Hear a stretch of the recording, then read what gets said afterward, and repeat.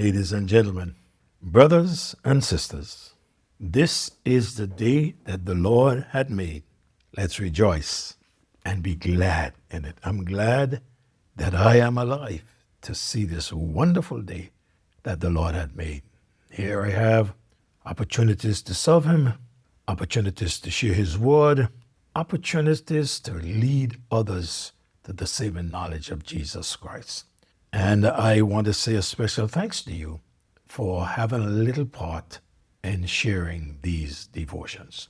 We are sending you words from the Word, and we trust that you are following along and checking your Bible and making sure that what we are saying is biblically sound. Before we get into our devotion for today and the Word, that we started that little series on practical Christian living last morning, I share with you the second stanza of the song, Heavenly Sunlight. Shadows around me, shadows above me, never conceal my Savior and guide. He is the light, in Him is no darkness. Ever I'm walking close to His side. Heavenly sunlight, flooding my soul with glory divine. Hallelujah, I am rejoicing, singing His praises. Jesus is mine. What a joy it is to listen to the words of the songwriter who testified to the fact and said, Jesus is mine. And for those of us who know Him as Lord and Savior, we too can say, like the songwriter, Jesus is mine. We are in the book of Ephesians, and I said to you, the last 3 chapters of the book speaks of practical Christian living. And we are in chapter 4. We're looking at verse 1 to verse number 3.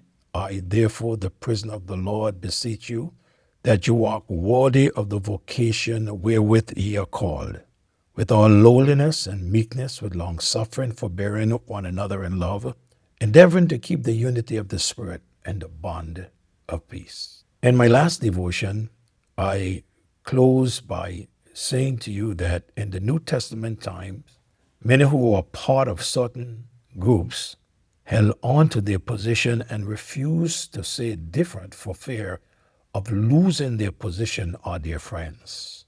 I said to you that in John chapter 9, we find Jesus healing a man who was born blind, and the Pharisees asked the man how he received his sight, and he told them, and they asked his parents.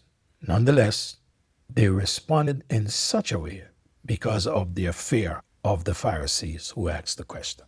Come with me to John chapter 9, verse 13 and onward. They brought to the Pharisees him that afore was blind. So they found this man who was blind, and they brought him to this religious group of people. For what reason? Verse 14 said, and it was the Sabbath day when Jesus made the clay and opened his eyes. So right away, the Pharisees are already upset that Jesus did something on the Sabbath. Then again, the Pharisees asked him how he had received his sight. He said unto them, He put clay upon mine eyes, and I wash and do see.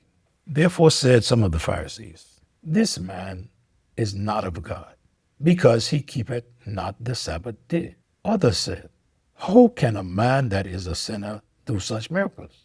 And there was a division among them. Now, some folks decided that Jesus was not a man of God. Why?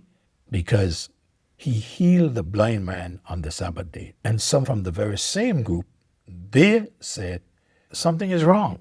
What is wrong is that you don't see a sinner, an ordinary man, doing miracles like this. So some believe that it was not an ordinary man, that Jesus was someone special. And some believe that he was a sinner.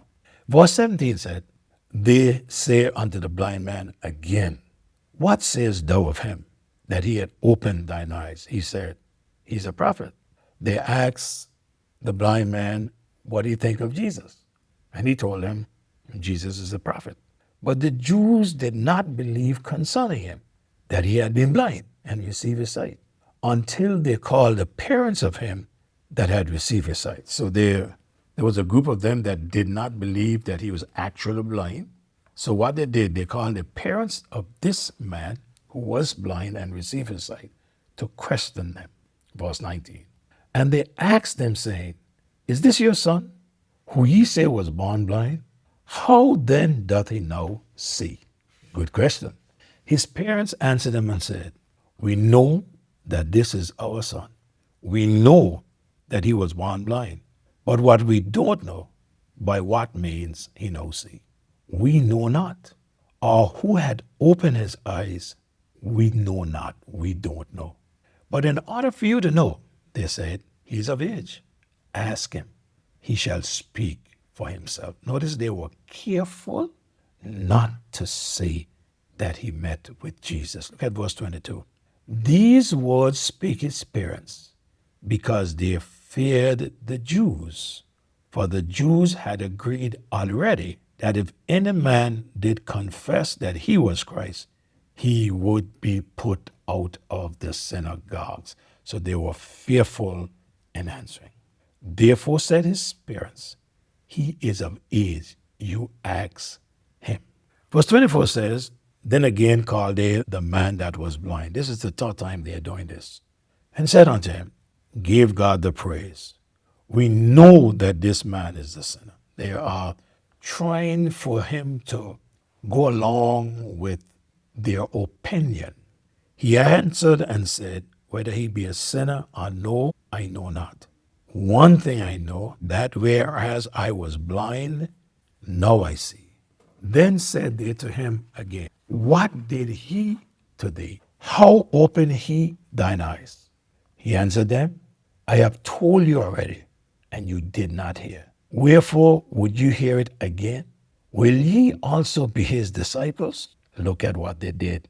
Then they reviled him and said, Thou art his disciple, but we are Moses' disciples. Many back then knew what was right, but because of their position or their alliance or association, they would not confess. In John's Gospel, chapter 12, verse 42 to 43, he says, Nevertheless, among the chief rulers, so many believed on him. But because of the Pharisees, they did not confess him, lest they should be put out of the synagogues. For they loved the praise of men more than the praise of God. To be a Christian there, when you stand, there would be those who will stand against you. So they wanted to be a Christian, but they didn't want to ruffle the feathers of anybody. So Paul writes to the believers to let them know then and to us now that there are many benefits that a child of God has, such as blessings and privileges. Not only do we have those, but there are also required obligations we must meet now that we are believers. Now come with me to verse 1 of chapter 4 of Ephesians. He begins with all humility and gives himself a name. So let's look at the prisoner of the Lord. Notice what the scripture says. He says, I therefore. Here he is making a transition from positional to practical living. From doctrine that he spoke about in the first 3 chapters, from principle to practice. He gave them the principles before, and now he gave the practical side of the principle. Right doctrine is essential to right living. To do right, one must know right or have the knowledge of the right. Then when one have the knowledge of the right, it needs to be lived. The knowledge of the right needs to be lived. In Titus chapter 2, verse 10, the Bible says, Not purloining, but showing all good fidelity, that they may adorn the doctrine of God our Savior in all things. As I look at this verse, there's some words that we need to pay attention to. Purloining, what is that? It is to take away for oneself secretly, to take wrongfully. It is a breach of trust to appropriate something wrongfully, not in the correct way. Then there's a word there that we look at as fidelity. That is faithfulness to a person, cause, or belief. It's loyalty. It can also mean accuracy, exactness. And then he talks about adorn. It is to bring attention to, it is to make attractive. It is impossible to live a true, faithful Christian life without knowing biblical principles, without knowing Bible doctrine. Many today would say, let's put aside doctrine and get together as one. If I understand what doctrine is, which means the teaching, especially the teachings of God's word, then it is not possible for me to put aside the teachings of God's word just to join with others. To put aside biblical teaching would also be putting aside sound biblical living. And would you believe it? My time is up for today, and I must stop. But I'll be back, and I will share with you, I, therefore, the prisoner of the Lord, as Paul called himself. Thank you so very much for listening. God bless you. Father, in the name of Jesus, thanks for your word, and thanks for the listeners who have listened to your word. Bless your word to every heart. In Jesus' name I pray. Amen and amen. God bless you. Have a great day.